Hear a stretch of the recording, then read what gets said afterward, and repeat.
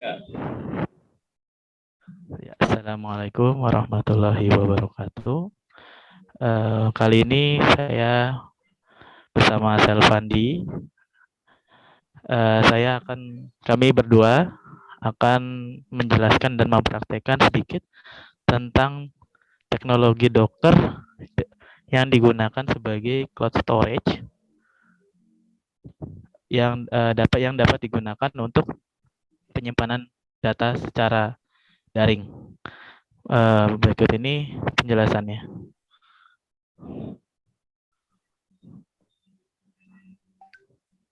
Oke. Nah, di sini terdapat cloud computing untuk sebagai di mana penempatan server dan dan media yang digunakan untuk implementasi cloud storage. Sebelum kami memulai, saya memperkenalkan diri. Saya Rivaldi Prihastomo. Saya selaku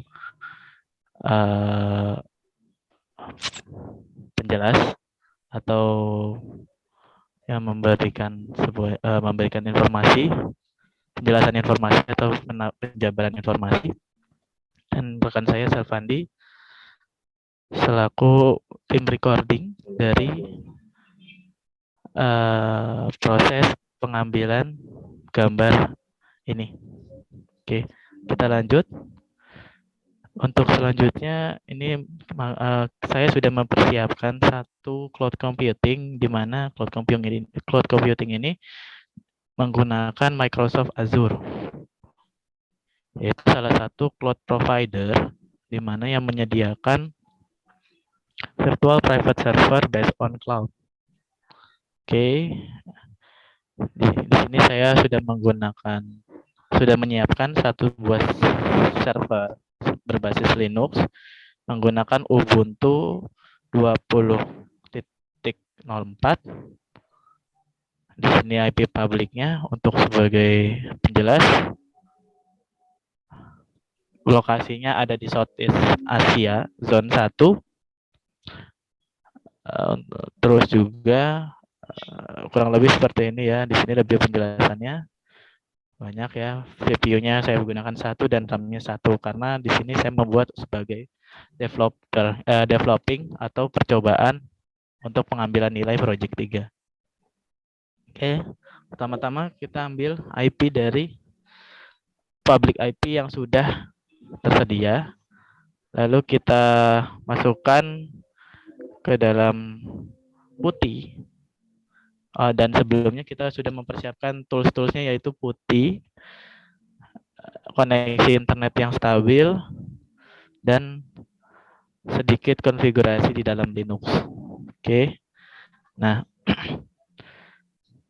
oke, lanjut. Kita akan connect ke dalam PuTTY-nya, dan pertama-tama pastikan port 22 ini terbuka sebelumnya di firewall Anda. Kalau Anda menggunakan cloud computing, maka Anda harus membuka di security group pada cloud provider yang Anda gunakan. Kita ambil contoh, di sini saya menggunakan Azure, maka kita harus memastikan bahwa security group ini sudah dibuka dengan cara menulis security group. Oke, network security group, kita klik. Dan kita pastikan di Docker NSG 147 ini sudah terbuka. Dan kebetulan saya kemarin membuat juga, tapi sudah saya destroy. Nah, di sini saya ada port 22, port 80, 443, 80, 80, 80, 81, dan 3306. Port 22 untuk SSH atau penggunaan PuTTY tadi remote console, remote desktop lewat remote terminal, sorry. Ada HTTP untuk memanggil hypertext protocol.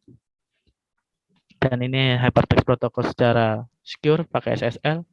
Port 880, port 8080 ini port custom yang saya gunakan untuk mendesain di phpMyAdmin. Sama juga ini phpMyAdmin juga saya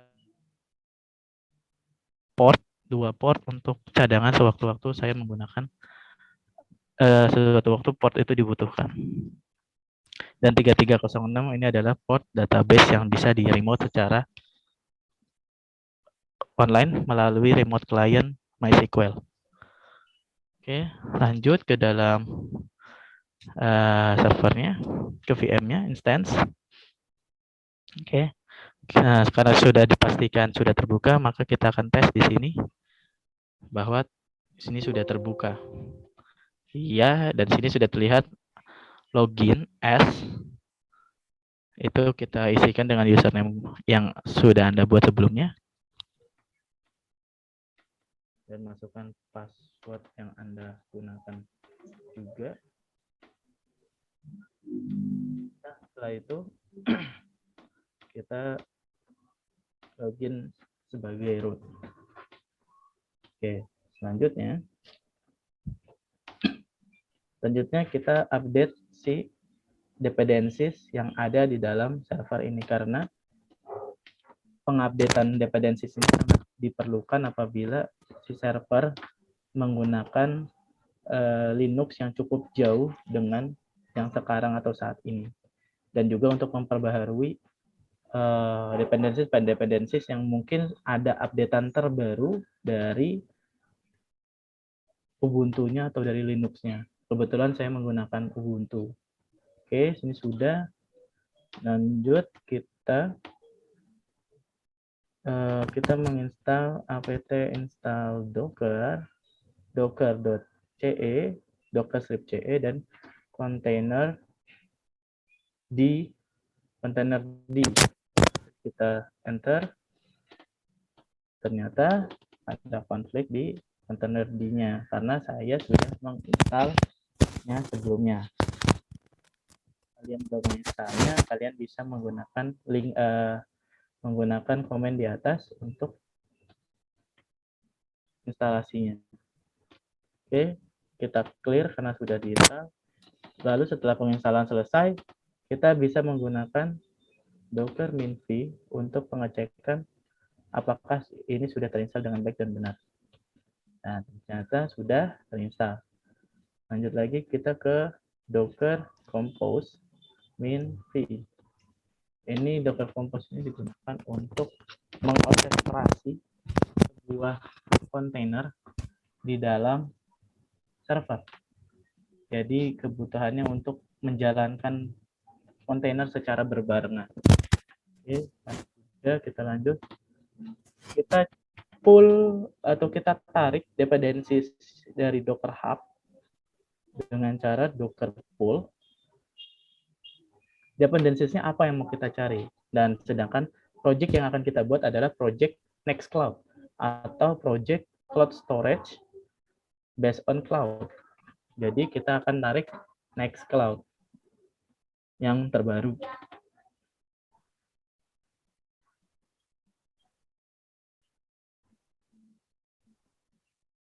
Kita tunggu untuk update selanjutnya.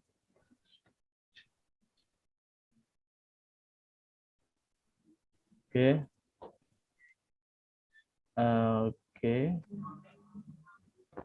Mari menunggu.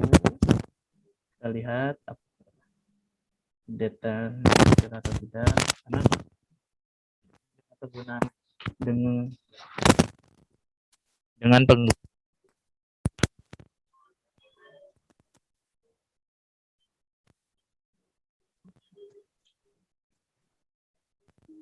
dengan penggunaan Docker dapat mempermudah sisi konfigurasi karena tidak diperlukan rekonfigurasi ulang terhadap production, atau ketika di development itu ketika ingin launching itu tidak perlu di recoding ulang atau disesuaikan dengan production kembali. Oke, lanjut. Kita akan download Docker full MySQL atau MariaDB. Pakai MariaDB aja yang gratis. MariaDB digunakan sebagai database yang berbasis Docker yang saya gunakan. Jadi untuk selanjutnya kita menggunakan database dari Docker ini.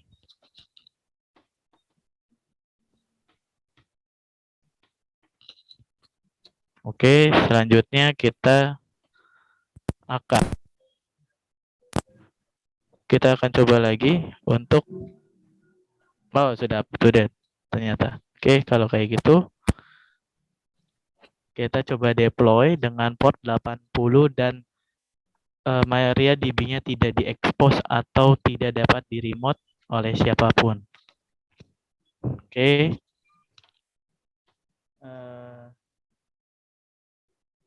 Kita akan buat sedikit perintah, yaitu docker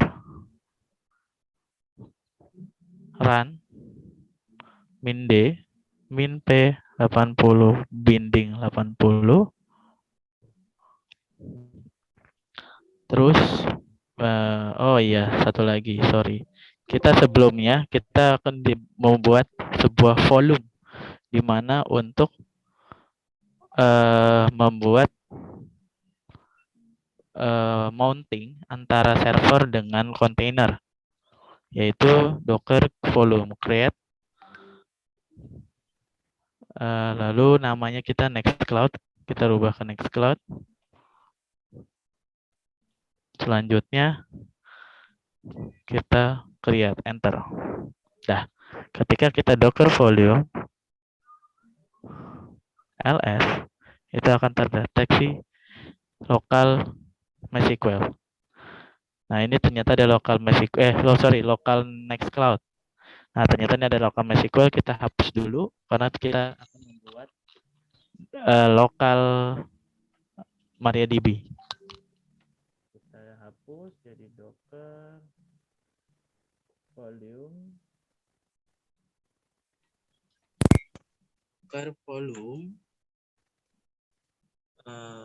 terus create,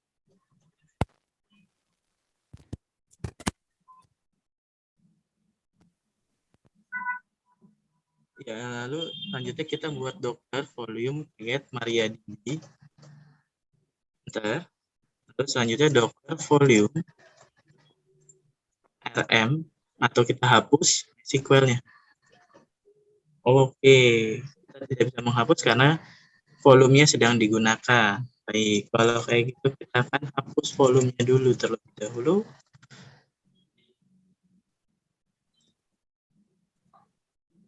Oke, baik. Ternyata masih ada container prune.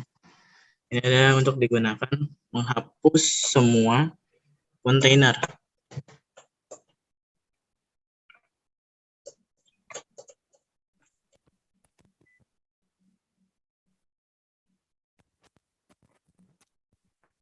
Halo.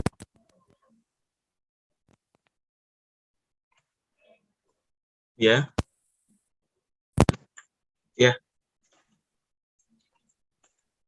Selanjutnya kita akan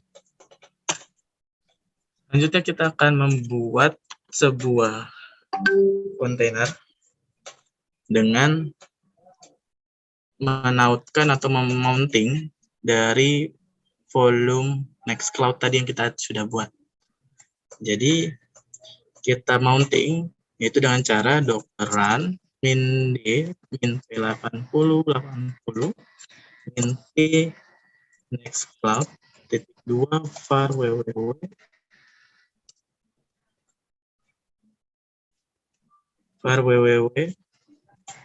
html min Nextcloud, terus min e nggak usah karena kita nggak butuh min e-nya, karena bisa kita setting ketika di dalam si Nextcloud-nya. Terus min Nextcloud, lalu selanjutnya min name, udah. Habis itu kita coba binding. Udah dibinding, terus kita langsung arahkan ke kontainernya. Oke. Nah, selanjutnya setelah ini sudah running, kita tes dan melihat apa sudah berjalan atau sudah up. Kita sudah up 7 second yang lalu, bernama Nextcloud. Oke, kontainer sudah jalan. Kita akan testing di dalam sini. Apakah dia sudah running? Belum, karena dia ada proses initiate dari dalam kontainernya. Jadi tidak bisa langsung bisa. Nah, ini sudah muncul.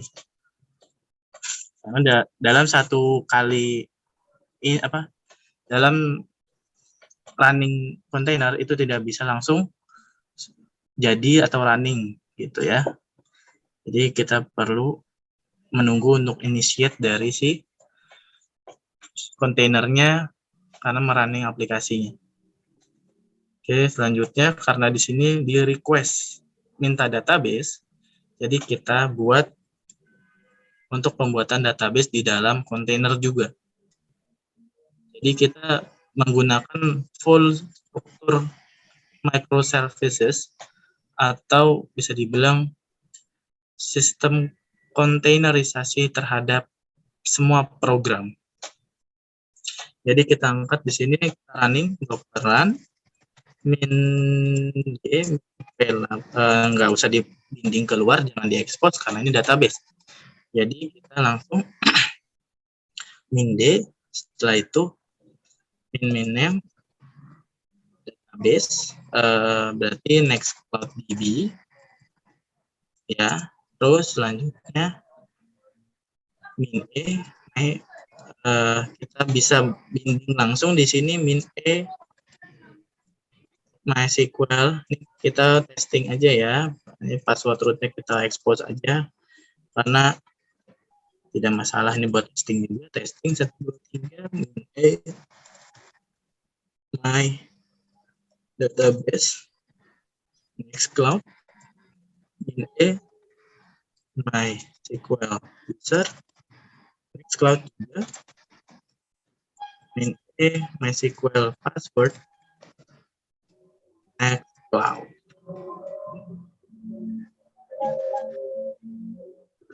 Oke, kita sudah membuat DB dan kita tinggal merunning dalam kontainer. Oke, salah ada typo. Nah, di sini sudah saya install di dalam kontainer. Jadi kita cek di sini sudah berjalan ya. Kontainer MariaDB sudah berjalan dan kontainer untuk Nextcloud sudah berjalan. Nah, bagaimana kita mengkoneksikan cloud storage yang kita sudah buat dalam microservices ke dalam database yang kita sudah buat juga dalam bentuk microservices. Oke, perlu diingat ini ada namanya MySQL database dan MySQL user. Dan ini ada MySQL password yang digunakan untuk membinding si website ke database. Jadi dalam contoh di sini kita ambil contoh ya, admin. Passwordnya adminku 23 ya. Terus ini www.html data biarin karena ini untuk menyimpan data dari file atau uploadan yang sudah kita taruh di dalam cloud storage. Oke, di sini usernya Nextcloud. Passwordnya Nextcloud 123. DB name-nya Nextcloud. Kalau ini bisa, kita bisa pakai ini. Oke. Coba ya, kita coba. Ini nggak usah di-uninstall karena ini menurut saya nggak perlu. Kita finish setup. Apakah bisa? Tidak bisa. Karena tidak diketemukan. Jadi kita perlu yang namanya untuk mengetahui dari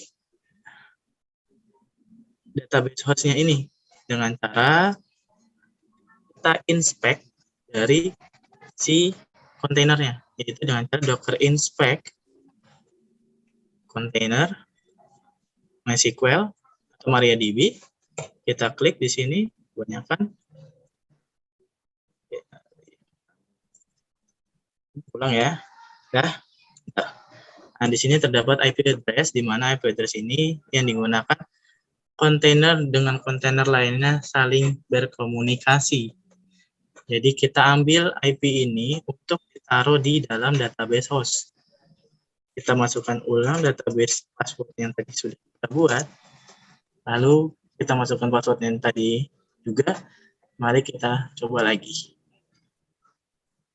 Oke, ini terdapat error di mana SQL state hanya 03, nolnya 3 kali. General error 4047 InnoDB refuse to write tables with row format compress or key block size. Ini adalah problem di mana MySQL atau database mengaktifkan InnoDB. Jadi dia memblok untuk menulis table di dalam database. Lalu bagaimana kita cara membukanya?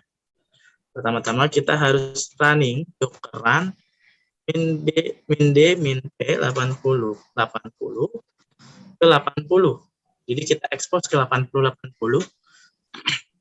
Selanjutnya kita link antara netcloud DB plus DB karena PHP adminnya mengenalnya DB. Lalu kita launch namanya jadi PHP admin. Lalu kita running PHP adminnya. Oke, bentar. Sudah, kalau sudah kita cek lagi docker ps minta running ya PHP admin. Oke, selanjutnya kita ambil IP ini. Selanjutnya kita kopikan ke dalam sini dan ganti IP-nya, tambahkan IP-nya menjadi 8080.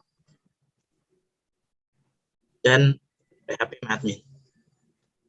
Tadi perlu diingat ya, kalau misalkan ada root password atau misalkan pakai MySQL user, itu bisa juga dipakai, misalkan tadi karena kita sudah mengaktifkan root, jadi root aja, root testing 123. Kita enter, masuk dalam database Nextcloud DB.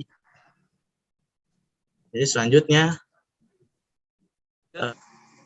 sorry tadi agak sedikit lama karena ada perlu mencari sesuatu.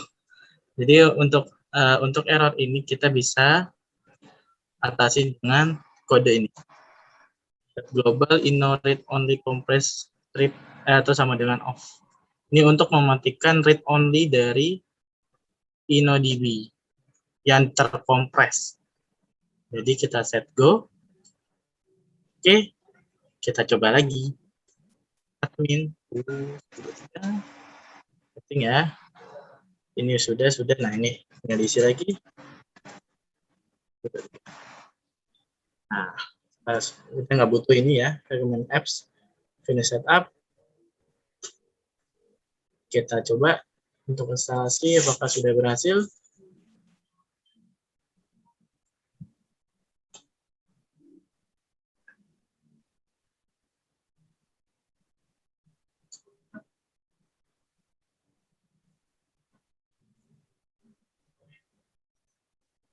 Kita tunggu ya, karena proses writing table-nya cukup banyak.